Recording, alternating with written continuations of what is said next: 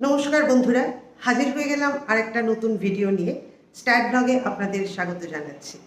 এই ভিডিওটা অ্যাকচুয়ালি একটা রিকোয়েস্টেড ভিডিও। এটা রিকোয়েস্ট করেছিলেন আমাদের ত্রিপুরারই গর্ব ডক্টর ধ্রুবা রায়।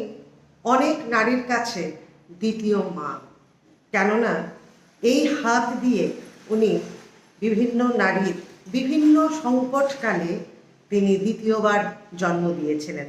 তো ওনার এই অনুরোধ কি আমি না রেখে পারি? তাই আজকের ভিডিওটা ওনার জন্যেই উৎসর্গিত। এবং আজকের ভিডিওর বিষয়বস্তুটা হচ্ছে যে কি করে বই পড়ার অভ্যাস তৈরি করা যায়। বর্তমান প্রজন্ম কিন্তু একটা অস্থিরতার মধ্যে দিয়ে যাচ্ছে। এদের অনেকেরই জানা নেই ওরা কোনো কাজ কেন করছে, কি উদ্দেশ্য নিয়ে করছে জানে না। আর তারা তো বই বিমুখ, ওরা নিজেরাই জানে না কখন কোন কাজটা কেন করবে। আর বই পড়া তো দূরস্থ, ওদেরও দোষ নেই। অ্যাকচুয়ালি বিভিন্ন মিডিয়া, বিভিন্ন এই যে মুঠোফোনটা, তার মধ্যে যে বিভিন্ন সোশ্যাল মিডিয়া যা আছে সেগুলো ওদেরকে এমনভাবে আষ্টে পৃষ্ঠে রেখেছে, তো এদেরও যে দোষ দেব সেটাও বলা যায় না। তবে আমাদের তো একটা চেষ্টা থাকবেই যে কি করে তাদেরকে বইমুখী করা যায়। আমরা যখন ছোট ছিলাম তখন কিন্তু আমরা যখন প্রত্যেক বছর পাশ করার পরে নতুন বই কিনতাম, তার একটা অন্যরকম গন্ধ আমাদের কিন্তু ভীষণ একটা সেই মাদকতার সৃষ্টি করত। ইভেন আমাদের যে স্কুলের লাইব্রেরিগুলো, এগুলো এত রিচ ছিল। আর মনে পড়ে মা বাবার কাছ থেকে কিন্তু আমরা কম বকা শুনিনি, কেননা পড়ার বই যেটা আমাদের পাঠ্য বই সেটার তলে থাকতো গল্পের বই, এবং গোগ্রাসে কখন মা বাবার চোখ এড়িয়ে গল্প শেষ করে নেব। আমরা আমাদের ছোটোবেলাটা এরকমই ছিল, কিন্তু এখন একটু অন্যরকম। যাই হোক, যখন যেই সময়ে যেই বাচ্চারা যেভাবে যায় তাকে তো ফিরিয়ে আনাটা আমাদের বয়োজ্যেষ্ঠদের কর্তব্য। তাই সুযোগ যখন পেয়েছি তখন তো সেটার সদ্ব্যবহার করিয়ে বই পড়ার অভ্যেস তৈরি করতে গেলে খুব ছোট্টবেলা থেকেই আগে ঘরের বয়োজ্যেষ্ঠ যারা রয়েছেন তাদের কিন্তু বই পড়তে হবে। সেটা হচ্ছে প্রথম শর্ত। কেন জানেন? বাচ্চারা কিন্তু নকল করে শেখে। আপনি যেটা করবেন, বয়োজ্যেষ্ঠরা যা করবেন, বাচ্চারা কিন্তু সেগুলো দেখে দেখে শিখবে। তো শিশু যখন দেখবে যে বাড়িতে বই পড়ার একটা প্রচলন রয়েছে, বই পড়ার একটা রেওয়াজ রয়েছে, বাচ্চাটা কিন্তু নিশ্চয়ই পড়বে। তো বাচ্চাকে বইমুখী করতে গেলে আগে আমাদের বয়োজ্যেষ্ঠদের বইয়ের প্রতি ভালোবাসা জন্মাতে হবে, বইয়ের প্রতি আকৃষ্ট থাকতে। দ্বিতীয় পয়েন্ট সেটা হচ্ছে যে আমি যদি প্রথম বই পড়া শুরু করতে যাই, অভ্যাসটা তৈরি করতে যাই, তাহলে আমার পছন্দের যেটা বই আমি সেটাকেই আগে হাতে নেব। বিভিন্ন জনের বিভিন্ন পছন্দ থাকে। কেউ হয়তো গোয়েন্দা গল্প পড়তে ভালোবাসে, কেউ হয়তো ছোট ছোট গল্প পড়তে ভালোবাসে, কেউ হয়তো বিজ্ঞান বিষয়ক আর্টিকেল পড়তে ভালোবাসে, কেউ হয়তো ভূতের গল্প পড়তে ভালোবাসে, কেউ হয়তো উপন্যাস পড়তে ভালোবাসে। তো যার যেটা পছন্দ প্রথম যখন শুরু করবে তখন তাকে সেই পছন্দের বইটাই নিতে হবে। সেই পছন্দের বলতে নির্দিষ্ট একটা বই নয়, তার যে জোনার, সেই জোনার অনুযায়ী তার বইটাকে নির্বাচন করতে হবে। এরপরের পয়েন্ট, আপনারা যখন বই পড়বেন তার আগে ইন্টারনেট বা মোবাইল বা কম্পিউটার, মোবাইল ওইগুলো সারফেস করবেন না। কেননা ওগুলো যখন আপনি সারফেস করেন তখন একটা ভালো লাগা কাজ করে, সেই অনুযায়ী আমাদের কেমিক্যাল সেক্রেশন হয়। সুতরাং ওই ইন্টারনেট সারফেস করে যখন আপনি বই পড়তে বসবেন তখন কিন্তু আপনার বই পড়াটা হবে না ঠিকঠাক, বা আপনি উপভোগ করতে পারবেন না বই পড়া নিয়ে। সুতরাং সেটাকে আপনি তারপরে কন্টিনিউ করতে পারবেন না। তাই ইন্টারনেট সারফেস করার আগে আপনি বই পড়ুন, তারপর আপনি ইন্টারনেট সারফেস করতে যান। তারপরের পয়েন্ট হচ্ছে আমরা বই পড়ার অভ্যাস তৈরি করতে পারি না এই কারণে এটাকে আমরা একটা টাস্ক হিসাবে দেখি। টাস্ক হিসাবে দেখবেন না। আমরা যখন মোবাইল দেখি আমরা কি এটাকে টাস্ক হিসাবে দেখি? আমরা যখন কম্পিউটারে যখন বসি বা কোনো সিনেমা দেখতে যাই, আমরা কি সেটাকে টাস্ক হিসাবে দেখি? টাস্ক হিসাবে দেখি না তো।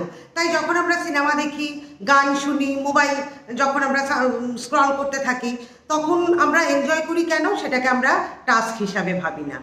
তো সেরকম বই পড়াটাকেও যদি আপনি টাস্ক হিসাবে না দেখেন, তাহলে দেখবেন বই পড়তে ভালো লাগছে। কেননা টাস্ক না একটা বোঝা স্বরূপ হয়ে দাঁড়ায়।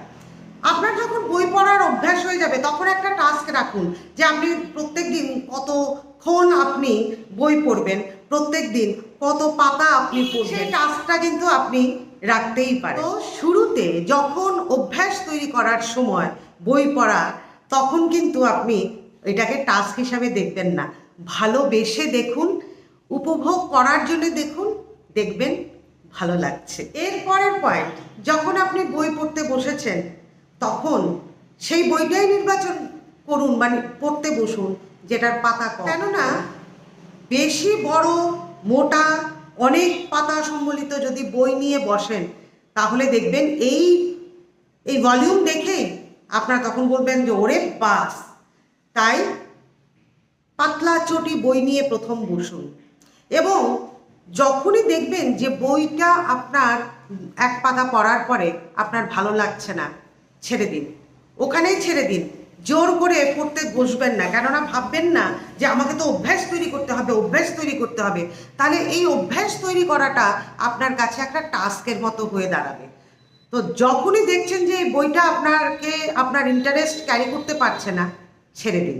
একটা সমীক্ষায় দেখা গেছে যে ভারতবর্ষে 48% লোক লিটারেট নন রিডার, মানে 48% লোক শিক্ষিত হওয়া সত্ত্বেও বই পড়ে না, বই পড়তে তাদের ভালো লাগে না।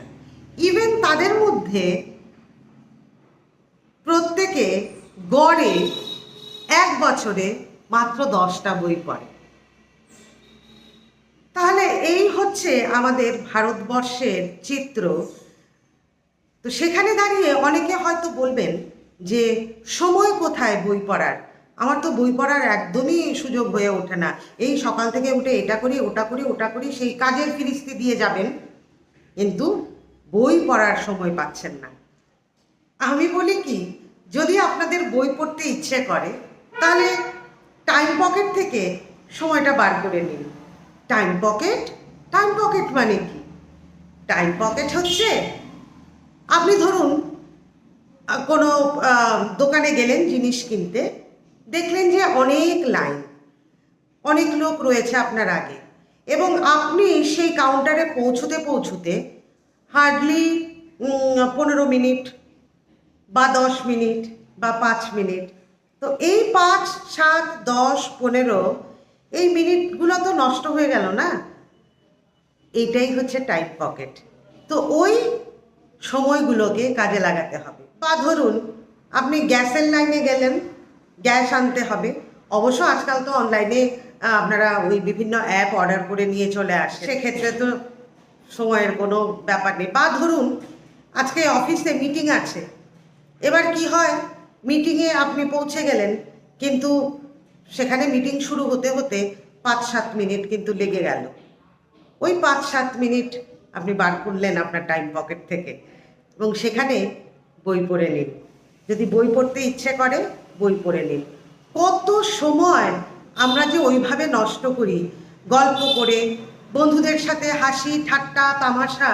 হ্যাঁ, বন্ধুদের সাথে তো গল্প করবই, কিন্তু এগুলো না আনপ্রোডাক্টিভ। বন্ধুদের সাথে গল্প করব, কিন্তু অতিরিক্ত সময় যদি আমি বন্ধুদের সাথে গল্পে ব্যয় করি, সেটার মধ্যে কি কোনো প্রোডাক্টিভিটি থাকে না। তো ওই সময়টা আপনি কিন্তু নির্দ্বিধায় বই পড়তে পারেন। যখন যে বইটা পড়বেন সেটা মাথার কাছে রাখুন, মানে হাতের নাগালে রাখুন। তাহলে কি হবে, লাইব্রেরি থেকে ধরুন আপনার বই গিয়ে আনতে হবে, প্রচণ্ড অলসতা অনেক সময় থাকে, ওরে বাবা এতটা হেঁটে গিয়ে আবার লাইব্রেরি থেকে বই আনবো, ধ্যাত ভালো লাগছে না, বরঞ্চ একটু শুয়ে পড়ি। হ্যাঁ, শুয়ে বই পড়ুন না, কেউ তো বারণ করেনি, কিন্তু বইটা লাইব্রেরি থেকে মাথার কাছে যদি নিয়ে আসেন, তাহলে সেই একটু গিয়ে লাইব্রেরি থেকে বইটা নিয়ে আসবেন, সেই অজুহাত কিন্তু ধোপে টিকবে না। শুরুতে বলেছিলাম যে একটা জোনার আপনি তৈরি করে নিন, আপনি যেই জনারে আপনার পছন্দ সেটা, কিন্তু আস্তে আস্তে আপনি জনার শিফট করতে পারেন। তাহলে কি হবে, বিভিন্ন টাইপের বইগুলোর মধ্যে যে স্বাদ রয়েছে সেটাকে আপনি আস্বাদন করতে পারবেন। তাহলে দেখবেন যে অনেক বেশি আপনি বই পড়ছেন। কেননা হঠাৎ করে একটা বই আপনি পড়লেন, ভালো লাগছে না, ছেড়ে দিন, 3 লাইন পড়েছেন, ছেড়ে দিন, আরেকটা বই টেনে নিলেন, আরে ওইটা তো বেশ ভালো লাগছে। ওই করে করে আপনি জনার চেঞ্জ করে করে করে করে কিন্তু বই পড়তে পারেন। তাহলে দেখবেন যে ইন্টারেস্ট আপনার গ্রো করছে, আপনি কিন্তু বই পড়ছেন। যখন বই পড়বেন তখন প্রত্যেকটা লাইন বুঝে, প্রত্যেকটার অর্থের পেছনে যুক্তি খুঁজে বই পড়তে যাবেন। তাতে কি হবে, যত সময় নিয়ে আপনি বই পড়বেন তত বেশি অন্যান্য স্টিমুলাস আপনার অ্যাটেনশনকে কেড়ে নেওয়ার চেষ্টা করবে। কিন্তু আপনি যদি স্পিডে যদি বইটা পড়েন, বোঝা হয়ে যাবে, না বুঝলে দ্বিতীয়বার আবার পড়বেন। হ্যাঁ, কেননা যত বেশি আমরা রিহার্স করব তত বেশি আমাদের ভেতরে থাকবে।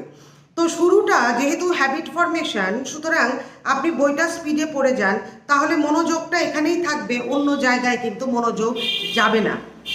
তো সেই জন্যে বলা আছে যে বইটা স্পিডে পড়ুন, ধীরে ধীরে পড়ার দরকার নেই। আরও অনেকগুলো পয়েন্ট রয়েছে, আপনারা এগুলো যদি জানতে চান বই পড়ে জেনে নিন। কেননা বই হচ্ছে আপনাদের নলেজ বাড়াতে সাহায্য করবে, আর নলেজ আপনাদেরকে ডেভেলপ করে তুলবে।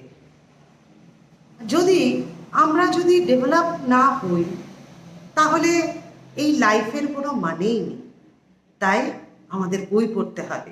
আজকাল তো অনেক মাই ওয়ার্কিং এবং তাদের ঘরের সন্তানকে অন্যের হাতে তুলে দিয়ে যান। এবার যার হাতে তুলে দিয়ে যাচ্ছেন তিনি যদি একটুকু পড়াশুনো যদি জানেন, ওনাকে বই এনে দিন। উনি যখন সেই বইটা যখন পড়বে, কেননা বাচ্চাদের মধ্যে একটা টেন্ডেন্সি দেখেছি, ও যার কাছে থাকছে, আয়া হোক বা গ্র্যান্ড প্যারেন্টস হোক, ওদের কাছ থেকেই সে কিন্তু শেখার চেষ্টা করে। কেননা মাকে তো পাচ্ছে না, বাবাকে তো পাচ্ছে না, সব ওয়ার্কিং। এবার ওরা যদি জানে তাহলে ওর থেকে আপনার বাচ্চাও জানবে। আরেকটা জিনিস যেটা, বাচ্চা যখন ছোট, তার কাছে প্রচুর ছোট ছোট বই আছে, এগুলো আর হার্ডলি কত আর দাম হবে, খুব রিজনেবল, একদম কম। বাচ্চাকে যত পারেন বই এনে দিন। ও তখনও কথা শেখেনি, কথা ফোটেনি তার, সে ছবিই বোঝে, তাকে ওই ছবির বইগুলোই এনে দিন।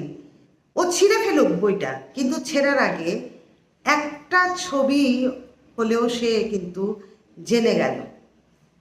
তো ওকে এই ধরনের বইগুলো এনে দিন। এইভাবেই আস্তে আস্তে আস্তে আস্তে একটা অভ্যাস কিন্তু তৈরি হবে। বই যদি আমরা না পড়ি তাহলে বললাম তো, আমাদের নলেজই হবে না। আর এই নলেজ যদি না থাকে তাহলে কি হবে আমাদের জীবনে? কিচ্ছু নেই। কত সময় আমরা নষ্ট করছি, বরঞ্চ আমরা বই পড়ি। বই পড়ে যে স্বাদ, যে আনন্দ, যে অনুভূতি, সেটা কিন্তু কোথাও নেই। একটা কথা আছে, স্মল মাইন্ড ডিসকাস পিপল। যারা পড়াশুনো জানে না, যাদের নলেজ কম, তারা ছোট্ট। তো সুতরাং তারা কি করে, তারা অন্যদেরকে নিয়ে আলোচনা করে, ও এটা করলো, সে এটা করলো, ও এটা করলো, কেন করলো, ওই সব। অ্যাভারেজ মাইন্ড কি ডিসকাস করে? ইভেন্ট নিয়ে ডিসকাস করে। অ্যাভারেজ মাইন্ড যারা, তারা বিভিন্ন ঘটনাবলী নিয়ে ডিসকাস করে। আর great mind discuss about ideas. যাদের পড়াশুনো আছে তারা হচ্ছে গ্রেট মাইন্ডেড পিপল। তাদের নলেজ হচ্ছে সাংঘাতিক, তাদের নলেজ হচ্ছে তাদের স্ট্রেংথ। তারা বিভিন্ন আইডিয়া নিয়ে কথা বলবে। তো নিত্য নতুন আইডিয়া, আপনি যত বেশি আপনার আইডিয়া থাকবে না, তত বেশি এই কর্মহীন সময়ে কর্মের সংস্থান এত কমে গেছে। যত আইডিয়া থাকবে আপনার কিন্তু রোজগারেরও একটা পথ হয়ে যাবে। তো সুতরাং